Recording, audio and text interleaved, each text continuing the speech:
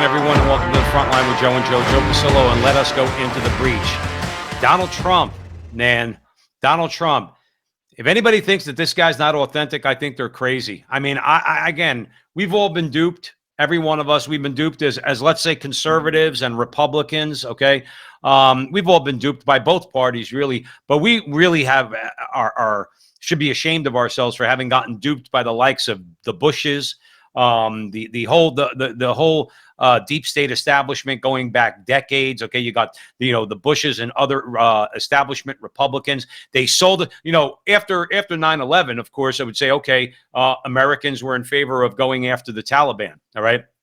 So in order to do that, what do you have to do? Well, you have to invade Afghanistan, and that's exactly what we did. And I'd be hard pressed to let's say, well, I think the way the war was fought and the fact that it just dragged on for so long is a different story. I do think that we had to take out the Taliban, okay, and show strength through retaliation. But then we let them convince us to go to war against Iraq. I was a dupe. They duped me. They had me believing Saddam Hussein was the worst guy in the world, and quite frankly, he wasn't. Okay, or at the very least, we shouldn't have gone to war with Iraq. I know that's in hindsight. And I don't want to denigrate the sacrifices that were made by our soldiers, by our fighting forces that were there and lost their lives, lost their limbs. I'm not taking that away from them in any way, shape, or form. Okay, but the politicians convinced us that this was a necessary thing. All these foreign wars. And what happens? They just racked up debt. I remember the debt under George Bush when he got elected was $4 trillion. By the time he left and Obama came in, it was $10 trillion. By the time Obama was done, it was $20 trillion. Okay. Now it went up in fairness, under Trump too. Okay. I'm not going to say it didn't, but the fact is this, at least it went up a little bit slower, but it wasn't, let's say, foreign wars, money that's going for foreign wars. It goes to the military industrial complex. Okay. That's just putting money into the pockets of all these defense contractors. Okay. We have been betrayed. We have been betrayed.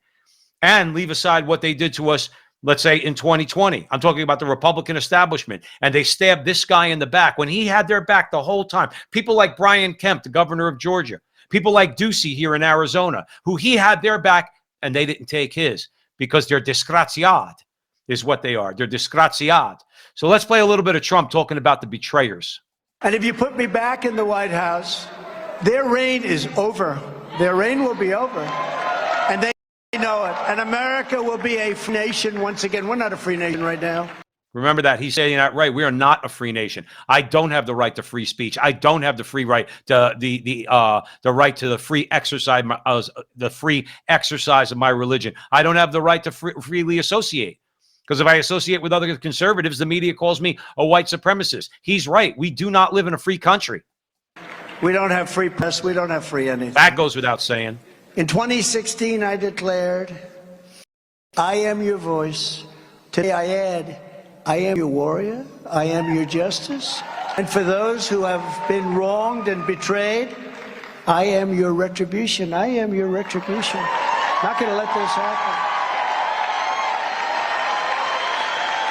Not going to let it happen. I will totally obliterate the deep state. Let's leave it there, okay? And he obviously goes on to say a lot more. Joe Rossinello is right here at the Front Line with Joe and Joe. If he gets the nomination, they may very well have to kill him. I put it like this, here at the Front Line, we would not be shocked if Donald Trump ended up dead because they're in such a frenzy. Look, if this guy was nothing for them to worry about, whether they're establishment Republicans or the hard left, okay, which means the Democrat Party. Nowadays, the Democrat Party is equal to the hard left. When you're talking about one, you're talking about the other. There is no differentiation there, okay? The deep state is not going to allow this guy to become president again. They're going to do everything they can, and when they fall short because they tried it already, they failed at every turn with all their hoaxes about Donald Trump, they may resort to killing him. Is anybody out there seriously going to say that this is something that is out of the realm of possibility? A leader of an advanced nation being assassinated? I think we've seen that in our lifetimes, okay? And I fear for him. I'm going to vote for him. I mean, if he gets the nomination, and I think he will, I will enthusiastically vote for him. I'm not going to vote for Mike Pence. I'm not going to vote for Nikki Haley. All right, I'm going to write in the name Jesus. Okay. If that comes, so I will say that I did go to vote and fulfill my obligation. I'll fill in the name Jesus. I'm not voting for Nikki Haley, and I'm not voting for Mike Pence. And I am going to vote enthusiastically for Trump. And it ain't because I agree with him on 10 out of 10 things, but he's the right president for our times. And I don't think there's any denying that.